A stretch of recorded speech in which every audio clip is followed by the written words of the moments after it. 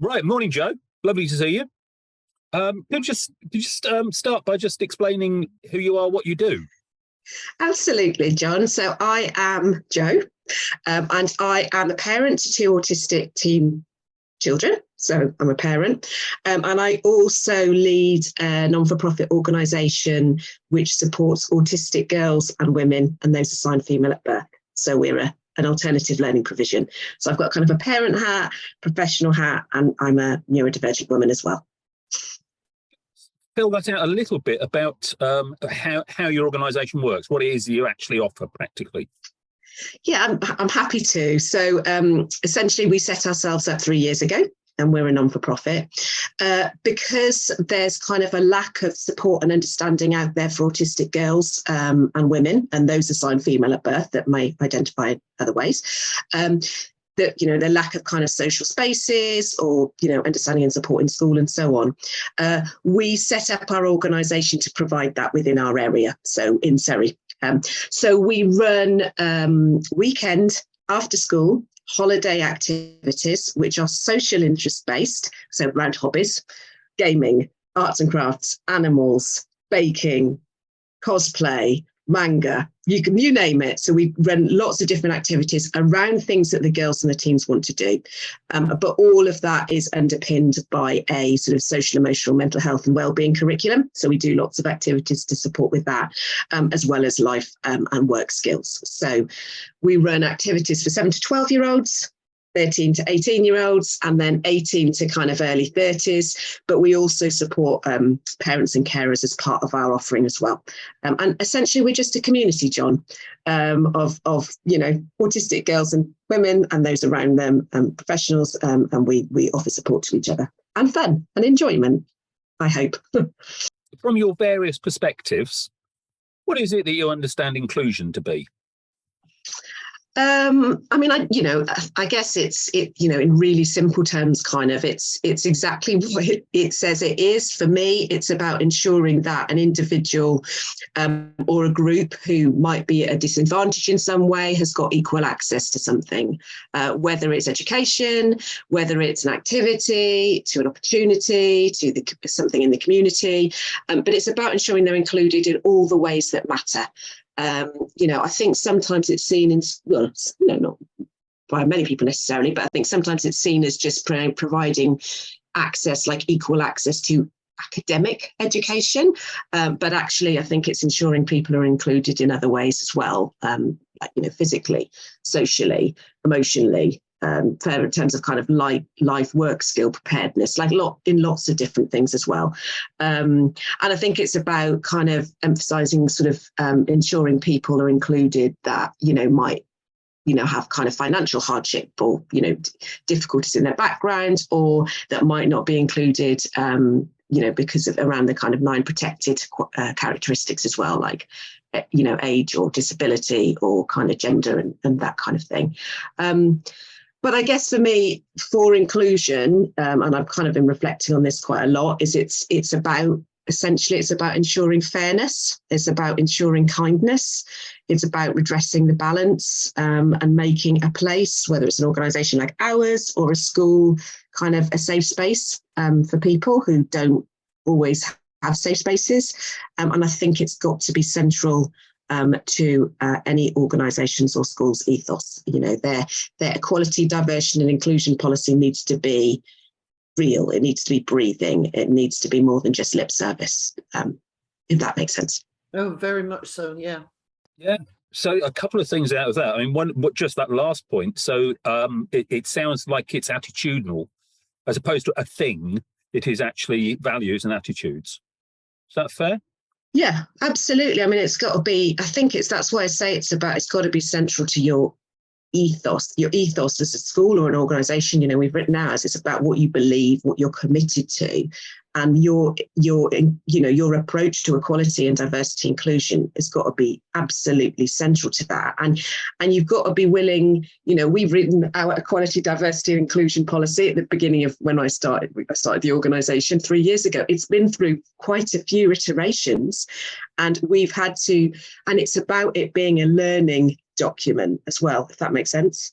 So yeah, it is attitudinal. Like, you've got to be it's got to reflect a belief and a commitment, and not just be about a tick box thing. Okay, someone's got ADHD, they need access to this, access to that, access to that, if that makes sense.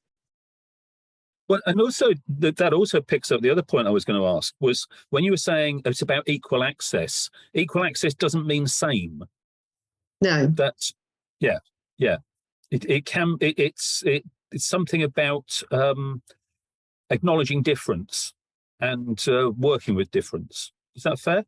Yeah, for sure. So, yeah, absolutely. I mean, I think, probably quite a lot of people have seen that, that visual, I think that's, you see on social media all the time, which is about equity. It's about ensuring kind of, not making sure that everyone's got the same thing, but ensuring that you've got equal access to something through being, being supported in different ways according to what it is. So let's say if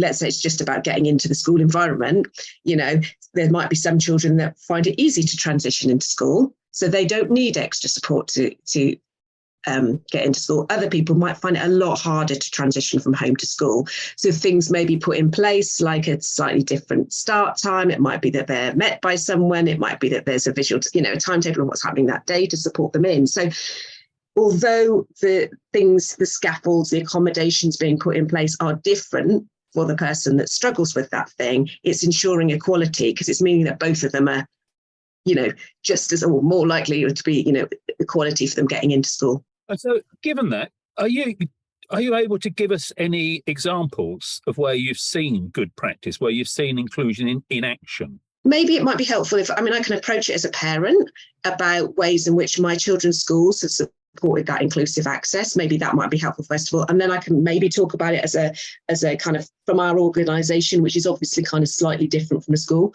because we're an alternative learning for those who are kind of not in school. So would that be? Yes, please. Would that be helpful? So I guess thinking about as a parent to two autistic young people, I have that one of my children is in specialist school and has been for 12 years. One of my children is in mainstream school and has been in is in year 9 and has been in mainstream school the whole time. And we've worked with schools who have had very inclusive practices, and we've had schools that haven't. So as a parent, maybe I can share some of the things that I've found that have been really inclusive. Is that okay? Yeah, absolutely. Yeah. So I think for me, the schools that have been really inclusive and really supported inclusion with my children are those who have been willing to talk and listen to me, my husband, us as parents, also children as like equal partners, to understand that like we're equal professionals too, and they've taken the time to kind of get to know our young person, what their areas of need are, what their interests are. They've not made assumptions about what the children need because of their profiles. They've not been like, oh well, this person's autistic, they're going to need this, this and this. Like, they've taken the time to get to know my young person, my child. They've taken time to kind of talk to us to really bespoke what's needed. So I think that's when schools have been really inclusive. They've just taken that time to get to know us and had a conversation at the start and to maintain that good relationship with us. So I think that's been really key to inclusion for my children, that they've talked with us about what accommodations and challenges there have been, rather than just assume them. Is there an example of one of those accommodations? Sorry, Jo, to interrupt. Is there an example of one of those accommodations that comes to mind? Let me have a little think. Sorry. So with one of my children, I'm just trying to think about which one that they'd be happy for me to share. So bear with me. Homework, for example? Yeah, homework. Okay, so this is one. So I recently went into my daughter's school because she's approaching her GCSE years and she's really anxious about it. And she's concerned about the amount of work she has to do and the fact that for her, home is home and school is school. And she wants to get most of her work done at home. So I went in to meet the SENCO to have a chat with them and to talk about whether or not it'd be possible for her to do a reduced timetable, potentially next year if the kind of doing 9 or 10 GCSEs is just too much for her. And they were open to have that discussion with me and said, yeah, let's kind of chat about it. Maybe we'll try doing the 9 first of all. But if she's finding it hard to manage the workload, to organise herself, because she's got ADHD as well, then we can look at putting different things in place. Maybe one of or 2 of the subjects she doesn't do, and she can kind of do any homework or revision or whatever in that time. So, the fact that they were willing to just look at a different option or a way of doing things, I think was really helpful. As far as kind of, I spoke to them as well about the fact that, obviously she's in a mainstream school, so some of the teachers don't really understand about autism and neurodiversity. They've just not been trained in it yet. And so I approached the head of pastoral care about it, and they've said, they've got an equality, diversity and inclusion council within the schools led by sixth formers. Sixth formers have said that, understanding and supporting neurodiversity is a key thing in their school this year. So they'd like me to do some work with them to help train the teachers and to support kind of neurodiversity in the rest of the school, whether it's workshops with neurodivergent girls, whether it's a bit of support with the whole school community. So that kind of thing has been really, really helpful. Just that receptiveness and kind of willingness to work with us to look at, making accommodations that actually essentially are not just going to support my daughter in the end, they're probably going to support others too. And now they're getting this kind of, they've got this kind of, they're making the effort with her, they're going to be doing it with other people. So I think for me, that's been really helpful, because it just feels like, I think a lot of parents sometimes feel that they're the problem parent, that if they're going to talk to a school, that they're going to be either ignored or dismissed or seen as a bit of a troublemaker. But I think I've been really lucky that within a lot of my children's schools, it's been a really lovely, positive partnership. And even if they're not going to do absolutely everything, they're going to be receptive to trying to make some changes. So yeah, I guess that's one of the key things. And also for me, it's schools that are open to supporting strengths and interests and not just challenges. So, for example, one of my children is really good at music. I never knew this, but they're really good at music. And the music department in the school when he was 8 took the time to get to know him, to support him with music. They've taught him how to play the tuba. Can you believe it? He's doing his grade 8 in the tuba next week. We wouldn't have ever thought that. And the reason I say that's about inclusion is that he struggles to talk to people he doesn't know, and in social settings. Well, actually, that brass ensemble and working, in a group in that way has been a way of including him into kind of social groups within the school community. So, I think a key point around inclusion is around strengths and around sort of interests as well. I really like the fact that you're the first person who's brought out the strength side rather than the deficit model side that we've chatted to, and that's really empowering. And what it all distills down to, which you've given us really nicely, is listening, active listening. Yeah. I mean, you're very correct in that.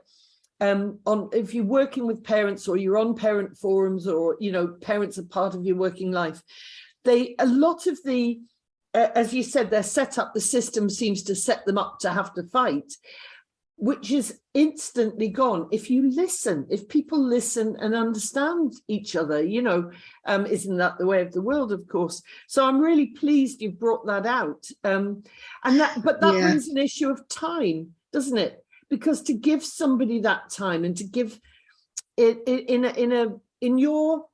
in your group, I presume you can do that better, but in a busy school, that might be problematic. I mean, I think, time is a massive one. And if you wouldn't mind, if I just go to the strengths thing first of all, because I think what you've pulled up there, that's really important. We do work on a deficit model.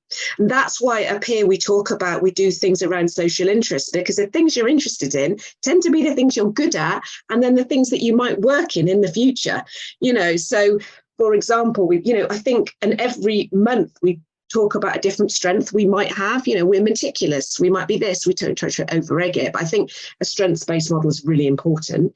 As far as time is concerned, I mean, absolutely. When I was first teaching in school, I was, obviously I'm more specialist now, but I was in mainstream school, and I was a 22-year-old teacher with 200 kids coming through my classroom every day. I really cared about these kids. I was, trying to work out, how to do the job as effectively as possible. But, 200 kids coming through your classroom, it's so hard to put that time in to really hear them, particularly if they struggle to communicate how they feel. So, to really get to know them and hear what they need, or to speak to parents and so on, doing all those things that support effective inclusion, I think, in school is really, is quite difficult. There are smaller things that are easier, some of the accommodations, they're very quick. Do we really, the uniform thing is a massive thing for me. There's no money attached to saying someone can come to school in a PE kit or a hoodie, because, because of the sensory issues around uniform. So there are accommodations that can be done to support inclusion without time, lots of time, without lots of money. But I'm not going to lie, it's a massive barrier. I mean, we don't have much money as an organisation. And on a Sunday, I support sort of 50 girls, 50 parents and carers, and we have a waiting list. So I have the same difficulties in a sense, because we don't have infinite funding to provide one-to-one for pupils, or to do X, Y, and Z. So Jo, that 50, are they groups of, they're presumably groups of... So we've got... group size for No, our group sizes are no more than 8. So we've got a big waiting list, we've got 300-400 families registered with us. We try not to reduce that waiting list as much as we can, but on monthly Sundays, we run groups for girls, teens, and then women. So a girls group, we might have 3 groups of 8 or 9 in the morning, aged 10 to 12. And then there's lunch, and then there's 3 groups of 8 or 9, 7 to 10-year-olds in the afternoon. And each group, it's there's a lot of work that goes into it. Each group's got 8 or 9 autistic girls, which we match according to profile, interests, lots of different things that we think that will make them a cohesive and a group where they'll make connections. And then every group has got their own room. I have a group lead, and then I have a sort of a support, a bit like a TA in each group. Some groups I have one more because of the needs of the group. We've got a lot of girls with PDA, some who've not been in school for a while, I'll do more. And then the way we do it is we have outdoor activities and then indoor activities that they do as well. So 50 sounds like a lot, but actually it's 6 groups of 8 or 9. And then there's obviously the support for the parents in smaller groups as well. So, yeah. Can I just... You gave us a bit of insight into the 2 roles, the parent and the professional, when you were saying about how you were then asked to go into the school by the 6th formers who are taking the lead on neurodiversity. And so what was there, or I suppose, what is the difference between the parent having the conversation with the school and the professional having the conversation with the school about inclusion? Oh, that's a really good question. I mean, the thing is, they've only just asked me, so I've not done it yet. Okay, so, I can't talk about it like this. I think it's just, I'm talking as a parent, I'm talking as a professional. I'm just trying to be real and authentic about it and bring the different things in. And I think I'm lucky in a sense because I've got lots of hats. I've got the hat as the parent who knows what it's like when your child is being well supported and included and when they're not. I've got the hat as the professional that knows how tough it is and how much we care and how much goes on behind the scenes that no one knows. The groups we run on a Sunday with those 100 people, there's no one could imagine how much hard work goes into that to make sure it works really well. How much planning, risk assessing, information sharing, all that stuff there is. But also I have the hat, I guess, as a neurodivergent woman who's kind of lived it herself a little bit. So I don't think about it in terms of the different hats. You just got to approach it with the kind of knowledge and experience you've got. And I talk to my kids about it as well if I'm going into their school to make sure that whatever I'm doing is something that they're comfortable with, right? Because if they don't want me to go in, then I'm not going to go in.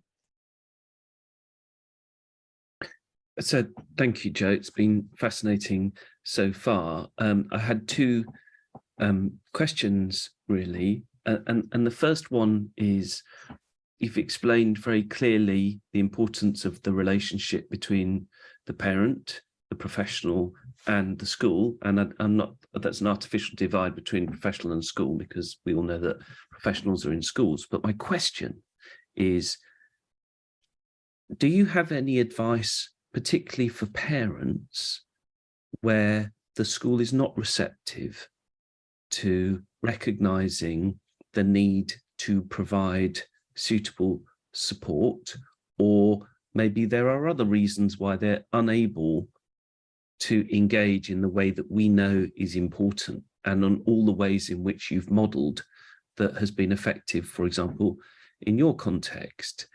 You know, there's the whole list of legitimate reasons why some schools may struggle on this, but from a parental point of view, in terms of supporting a young person, if a school has been approached and for whatever reason they're not able to help, have you got any advice for how parents can still make progress, as it were?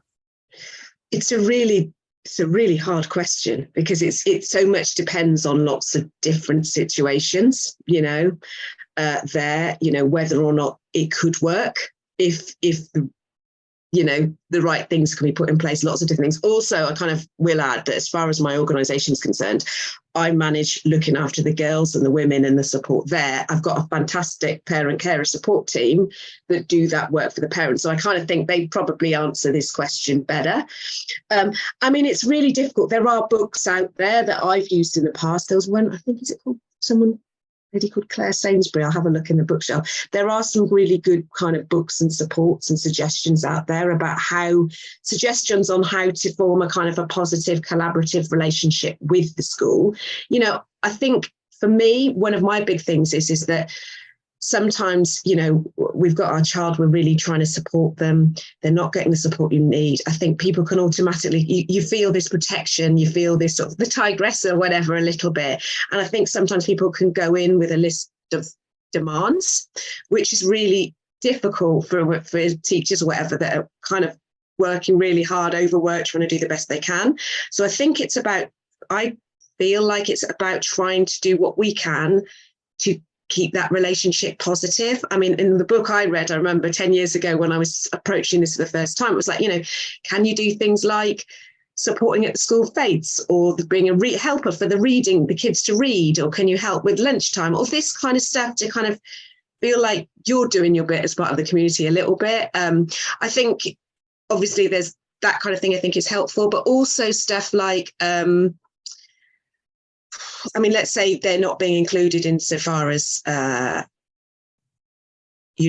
play or that kind of thing. It could be that you might have some suggestions, that you could send them some links to things that help.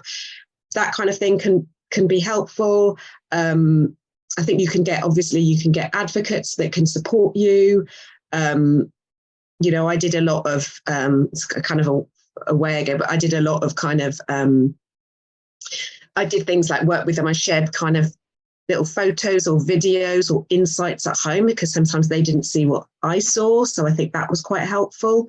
I think it's kind of working out, the key people within the school that might be able to help you. Is it the Senko? Is it the head of pastoral? It's finding people that you can have a relationship with within the school. I think it's about genning yourself up. Like going on, there's so much brilliant stuff online now. There's some brilliant social media groups. It's about kind of watching the videos, joining the organizations to kind of empower yourself in terms of learning about, let's say you're approaching the EHCP or something like that. It's just about kind of learning strategies yourself, empowering yourself, that sort of thing. It's a really complicated question, because there's sometimes situations where the placement's just broken down as well. I've got a lot of girls, I've got girls who stopped going to school when they were 6 because of huge anxiety. Maybe they have a PDA profile, maybe they weren't getting supported. They might have stopped eating completely because of their anxiety or difficult things. And trying to suggest things like accommodations and reduced timetables, and can they have, cards to say time out and stuff is really important. But sometimes I think it gets to a point where maybe that's not really working so well anymore. So it's quite remarkable and very characteristic of you that I've asked a difficult question. It's quite extraordinary, the whole range of different ideas there. And I hope that the listeners have found that really, really helpful, because unfortunately, there may well be some situations where we have this problem, but that's quite an extraordinary. Yeah, sorry, and I hadn't really planned or prepared for that, so I could have given it a bit more thought. But the thing is, all of these questions are really massive, so it's trying to kind of filter, which isn't always my skill set, trying to filter out the most kind of important salient points. But working collaboratively with a school, I mean, it's not easy to achieve. But I think it boils down to, for me, I remember going to something in Bromley, which someone set up, where he'd organised a space for parents to hear school staff stories, and then vice versa, and it brought us together. And I think if there's any way this is going to work, it's trying to humanise each other a bit, and trying to empathise with whatever the situation's going on for the young person, because I think sometimes I forget to do that, and I think when you do that, it's going to work more effectively and collaboratively.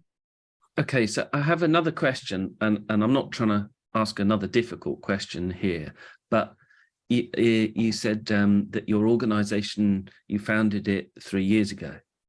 Well, if we think about what's happened in the last 3 years, it's quite extraordinary, really, the turmoil that we've had in society to do with the pandemic. And in my line of work, I routinely hear many people in the education sector referring to what happened in terms of remote learning and the pandemic in a negative way, and the language that surrounds this, one of lost learning and catch up. And it's frustrating on a number of different levels, because I also know that there were many things that within a difficult circumstance that were achieved. And I just wondered, in the context of your work and the inclusive practice that you are involved in supporting so skillfully, what your perspective is in relation particularly to do with the remote learning, and it not just be about the problems that it caused. I'm very conscious that for some learners, it was the opposite of loss. And there were actually, particularly with the use of technology, for some, there were genuine gains, and the loss has happened when they returned to normal school. Oh, yeah, I mean, massive. So this is a really good point. So we founded Appear about 2 or 3 months before the pandemic. I ran the first group session for 4 groups of autistic girls aged 7 to 12, sort of 8 weeks before lockdown, right? So we could never have anticipated it, but we learned a lot in that. Our families have been disproportionately affected by the pandemic, and it's been really difficult to watch the experiences afterwards as well. Within because of the pandemic, a lot of people, were at home. Some of our young people felt much more safe at home. They became less used to going into school, into social environments and stuff. So the transition back into school, suddenly into a very busy place with all the sensory stuff, all the people, all of the expectations, has been monumentally difficult for them and has affected them in so many ways, including their mental health and so on. We have, I would say, probably 15 to 20% of our community are not in school at the moment, of a peers community, and a lot of that has been since the pandemic. So the pandemic really affected our community and is ongoing. To go back to your point about the opportunities for online learning, I'm trying to answer a few things at once, so sorry if it's a bit clumsy, but the opportunities, for online learning, what we did during the pandemic, because a lot of our community was isolated, maybe they weren't keeping in touch with friends in different ways through WhatsApp or whatever other people were doing. So we ran during the course of the pandemic, we ran about 200 online sessions, which were all social interest based for our girls and our teens and our young women. It was like Blue Peter. I absolutely loved it. So we did them. I'm getting really excited now. We created them on all sorts of things: horses, magic. That was the best one. We did cooking. Me and a lady called Michelle from our kitchens every fortnight on a Sunday. We did all these different interest-based things, and we sent these beautiful little resource boxes to kids' homes before the activity. So let's say we were doing gems and mythical creatures as an activity. We would send a box of resources, which might be, I don't know, like a mining kit for gems and a well-being box that you might decorate with the gems and have ideas to support your well-being in it. So we'd send these things, or let's say it was a Lego session on making Christmas decorations in Lego. We'd send the Lego to them beforehand. So we did that kind of thing. And then we ran ongoing online sessions to support the girls to enjoy their interests, connect together, have a good laugh, because a lot of it's quite comedy, and to share experiences and their skills. And that was a really key part of our support during the pandemic. And what it meant that we did all these sessions, they got to know each other. I'm talking teens, I'm talking young women, I'm talking girls. And then when we restarted our in-person sessions in June 2021, they kind of recognized each other and had formed their relationships with staff and with young people already. So that transition in was to our real life sessions wasn't so difficult. And we maintain that now. So I still run online sessions. We've got Minecraft that I run with an autistic mentor, Megan. She's fantastic. She understands Minecraft. I don't. We run Roblox ones. We still run activity ones. And it means for those girls that are struggling, maybe because of they're still at home, the pandemic's had that impact, they sometimes access our online sessions to get to know us, to trust us as a gateway into coming to meet us online in real life, whether it's in-person groups, whether it's visits ice skating or to dog, cats protection or wherever we're off to. So actually we did a lot of learning in the pandemic. We saw it as an opportunity, the online things. We still use the online support. So we've got an online young women's Zoom group, for example, but it's in complement and tandem with the in real life things, if that makes sense. And I think that's why we do a lot online to support our girls to see us in real life. And I think that's sometimes been the difficulty with school, is that they had a lot of time where they had no interaction with their school staff. They had no interactions with the kids within their school. So it was no wonder that when they went back into the school environment, particularly when it was suddenly 1,200 kids in the school, busy classes, everything again, it was just too much in one go. And now a lot of them are not in school. So you've really taken, if you like, some of the lessons from the pandemic and embedded it in and changed maybe what your envisaged working practice was going to be. Oh, for sure. Without the pandemic, we wouldn't have done it in this way. Yeah. But what a positive, Jo, because, to be able to offer both an alternative or a way forward to transition to the face-to-face stuff, and all of that good has come out of something that we were kind of forced to do. Yeah, I think so. I mean, it's been like there's a lot of things that we can do because of technology, as we knew from the LGfL, that we couldn't do. For example, we run sessions for autistic teens online. We're doing less online now, but still doing a few. We linked in with an autistic artist who was nominated for the Turner Prize, and she's done a few workshops with us online. Now, she's based up in the north. I couldn't be doing this, and she couldn't be doing this amazing work with us if we weren't doing this. But because of the learnings from the pandemic, we've done things online with her or with them. And it meant that when we did a workshop at the Tate with them, obviously the young people had already met them. So it was more accessible for them. Yeah. Oh, that's fabulous.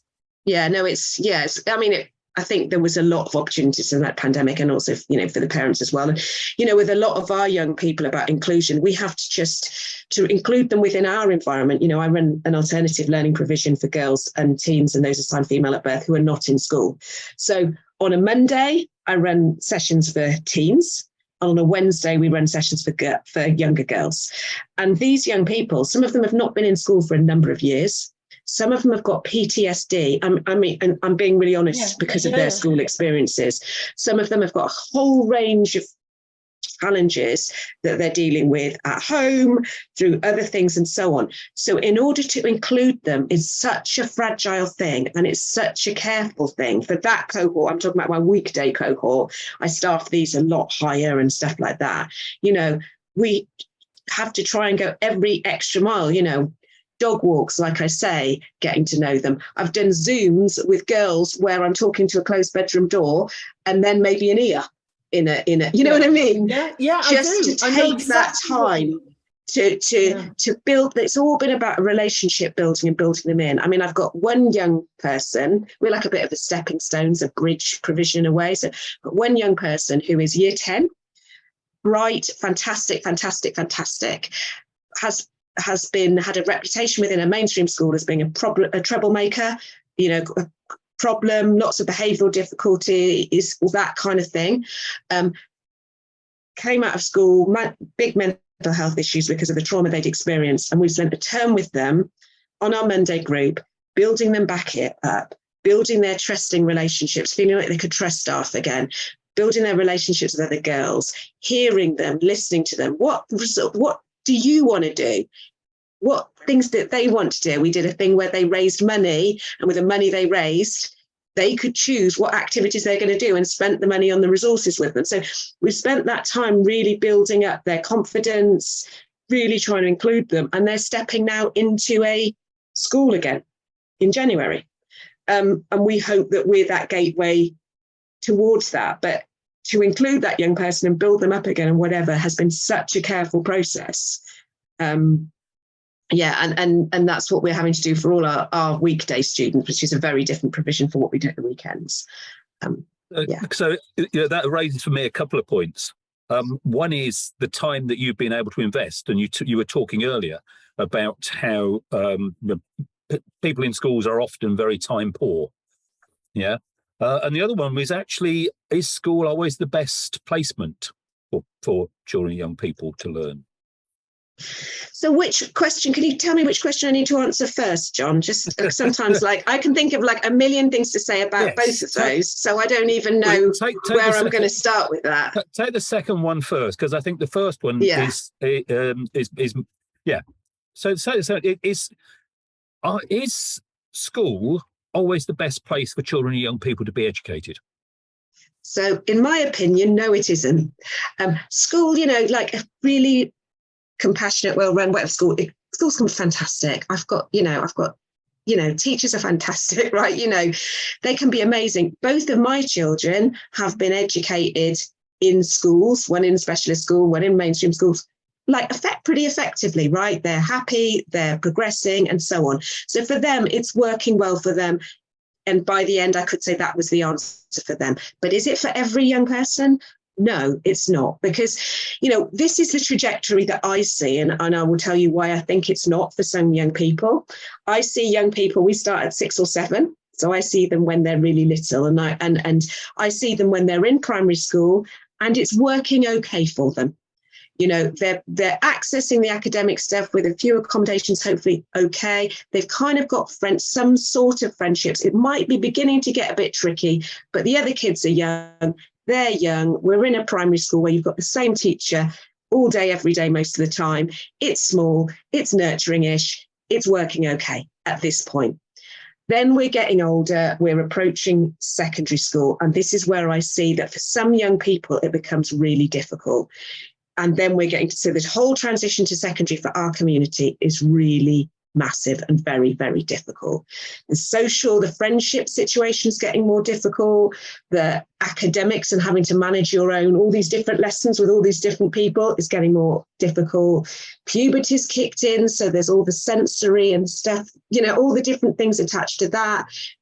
There's things like social media, there's all these different things. And at this point when there's issues really beginning to come up. You're in a school, it tends to be, with maybe 10 classes across a year group, with 30 kids in each class. There's sensory issues. You're not necessarily able to get the amount of support you need.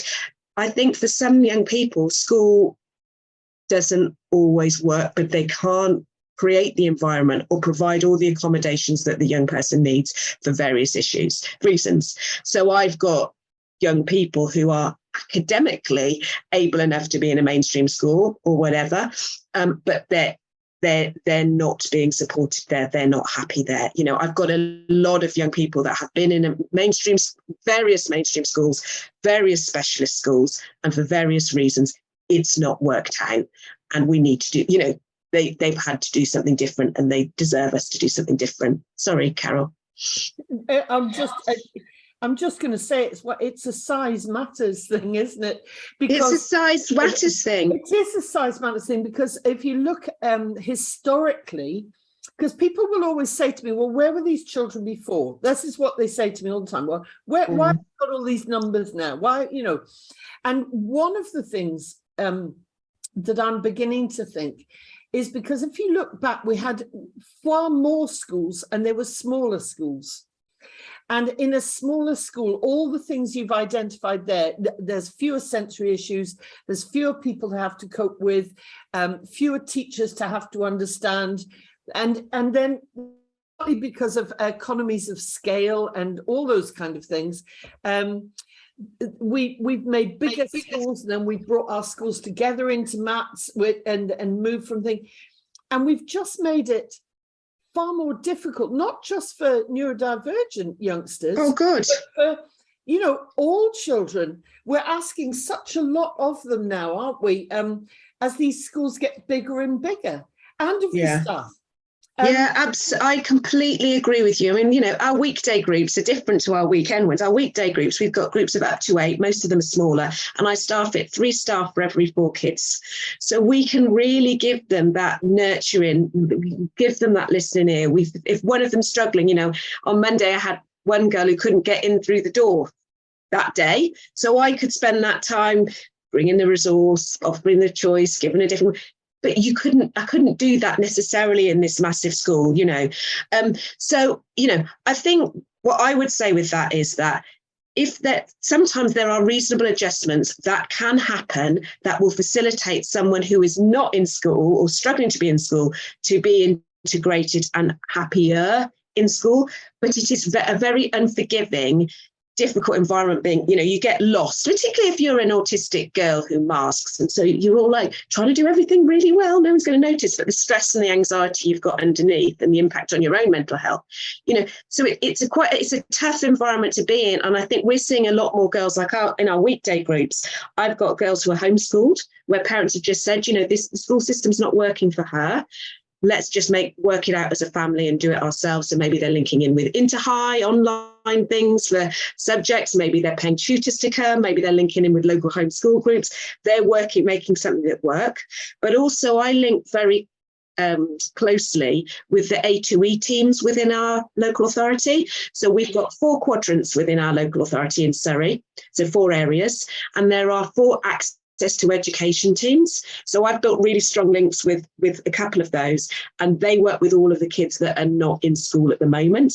Some of these kids are on AOTAS packages, so education other than at school packages, and we are one of those providers. So for example, I've got she's going to be 16 tomorrow, but I've got a 16-year-old who may get some tutoring for the academic stuff, may get access to let's say a farm provision for something else, and then they access a peer for social and emotional connection, being with autistic and neurodivergent staff and peers, and that kind of side of things. So it's kind of it's a more bespoke package, and it works because it's bespoke, and large schools can't really do bespoke very easily. So is it fair to say, Jo, that then in our thinking around inclusion, we have to be realistic and recognise when we can't include, or when including is not actually the best option? Yeah, I mean, I wrestle with this all the time. I think, you know, essentially we've set up an organisation that's specifically for autistic girls and teen girls and those assigned female at birth. So we're not inclusive for anyone that doesn't sit within that already. So, you know, you kind of, you know, and I do think particularly for minority groups, it's really important to have spaces that don't include everybody, that you can get understanding, support, self-awareness, confidence within that group. I do think that's important. So I don't think every space should be inclusive to absolutely everybody, and I do think there needs to be opportunities for that kind of breakout work. But also, I think, you know, inclusion has to be a priority, but other things have to be priorities too. You know, safety. safeguarding for me, if including someone means I can't keep other people safe or it necessarily them safe, despite accommodations we've tried and things we've done, sometimes we can't always, include everybody. So I don't think inclusion is everything. I think it's really important to do what we can to include people in all the ways that matter, socially, emotionally, and so on. But sometimes it doesn't mean that a mainstream school without all that financial support, without the time, without adequate staff, is always the right environment for a young person. We've got to listen, and particularly where there's been trauma and massive social-emotional mental health things, sometimes they need something a lot quieter to rebuild them, and to help them heal. Yeah. And a big school's not going to do that. But is it not part of the whole? Inclusion isn't a single vision. So you're saying to me, it's very important that if you like, the smaller communities, self-identifying or however they identify communities, have their own spaces and their own times and yeah. But what I'm saying is that that's entirely correct, because that is still part of inclusion, is it not? Because all the work you're talking about is giving these people the strength and the self-understanding, the self-awareness and the self-resilience, or whatever you want to call it, to attempt to be part of the bigger picture. Yeah, that's a really good way of saying it, because I kind of wrestle with it. So, for example, I've got girls that don't go to anything except to our activities. Yeah. They don't leave the house except for us. So at the moment, so what we're doing, for example, is we might organise a bowling trip or a climbing trip, and we're doing it in a small inclusive group with supportive staff, but it may mean after that they're going to continue that particular thing, and it becomes a hobby and it's a way of accessing the community more. So for sure. I mean, I think it's providing those opportunities in a kind of a scaffolding way, and hopefully it'll go forward. This vision of that society is now so complex, whether we're talking school or the bigger society of life, that sometimes in order to participate at whatever level you can, you need that little bit of uniqueness to give you the strength. Just as it's like a trampoline or something, that's how I feel. So like, let's say, we're often off to cats protection, horse sanctuaries, dog things, because animals is the thing that our girls love the most. Well, if you go along to, let's say, a horse sanctuary or something like that, they might meet a staff member that's autistic and think, oh, this is the way it works for me, and I can balance that, and this is the way I've made it work. Then it might be suddenly they start doing volunteering there, and then they've worked out. So it's like these little groups like ours, hopefully, and we can't do it for everybody, and I wrestle with that all the time, but the groups like ours can just start that. We're laying the seeds. So like at the moment I'm exploring ASDAN, because we want to build our learning provision. So a lot of the kind of the ASDAN courses around life skills, vocational skills, work skills, functional skills, that kind of thing, that's also about providing that springboard to be able to go and work. And because the thing is, I think we get obsessed with the society in our society, and I kind of see it a bit different now, is there is a way we do life, right? And there's a way, and school is a big part of that. So you start school at 4, you do primary, you get 11, then you do your GCSEs, and then and then you might go on either to college or to work, and you do this at certain ages. And I think if we're being truly inclusive, we've got to kind of let this just free ourselves from that it might be for some young people. Who says you get your first job at 18 or 21? Who says you have to do your GCSEs at 15? Who says we have to do this? Sometimes it's about like providing those supportive opportunities and that journey, which is in a way that's appropriate for that young person, because if you don't do it in that way, they're not going to be there. What is it? 16% of autistic adults are in employment. We have to, and that is often because we've been trying to do it the same way as you're right, as the majority. Right. And so I think that's that kind of thing. But it's listening and providing those small groups, and And I think also changing with the times. So like I've done a lot of work around understanding, LGBTQIA plus young people in my community. There's a lot of autistic people identify as trans or etc. And so, we've done it. I think you've got to do a lot of learning around being inclusive in ways that you don't understand. Like, I feel like if you're in a majority group, you have a responsibility to educate yourself about that minority group, right? So, I'm a woman, I'm a person of color. I kind of understand some of that thing, but I still have a responsibility to educate myself. But I'm not in the LGBTQIA plus community. So I've seen it as my responsibility to educate myself. When I was writing my policy about including transgender people and so on, I spoke to gendered intelligence and people like that to do it. So I think inclusion is about seeing that as a majority member in a particular group. You have a responsibility to educate yourself and really understand that experience, because you can't include someone or support someone without doing that. Yeah, I think that's actually a lovely point to finish on. yes, that's excellent point. Yeah, just gorgeous. And your whole message for me has not been about these are the things to do. It's about these are the ways to think.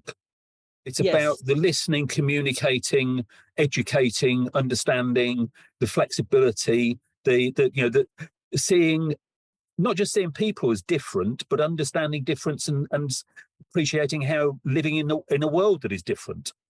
And I think inclusion is a process, and for me it's I think this idea that what are the ways to be inclusive education, you do this, that, the other, it's not like that. Like, I think it's and as a professional, I think you've got to see it as a learning experience. We're going to get stuff wrong all the time.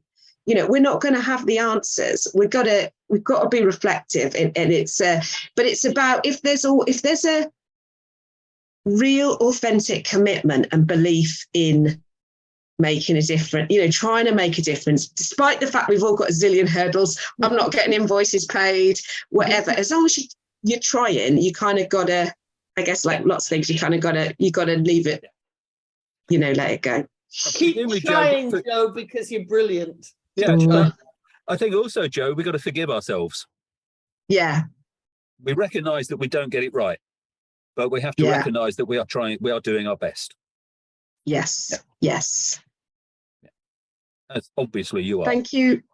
Well, I'm giving it a go. So yeah. Well, keep up the good work, Jo, and thank you so much for your contributions today on so many different levels. And your point about it's about ways of thinking as much as ways of doing. This isn't about nice, neat packages that you can apply into a situation which will therefore then equal a certain outcome. As you say very eloquently, Jo, it's just not about that. But I'm just so grateful. I mean, there are things that, it's it's difficult when it becomes a conversation rather than, there are things obviously that you can do, like provide information before you go, like visuals and photos of the staff and names of the staff and photos of the school and what we're going to do and what you need to bring. There are things that you can do that make a difference, but it's not just like a toolkit which you just do. And then two things to that, Jo. Yes, they're all out there and those are well documented, but if you're doing them without the attitude of making it work. So what you've highlighted in this session is that unless we've got that correct mindset, that listening, I can put all the visuals. I've seen teachers where they've got the visual timetable, they've put the stuff up, but it's still not happening because they haven't got the mindset. And that's what I've really enjoyed this morning. Thank you.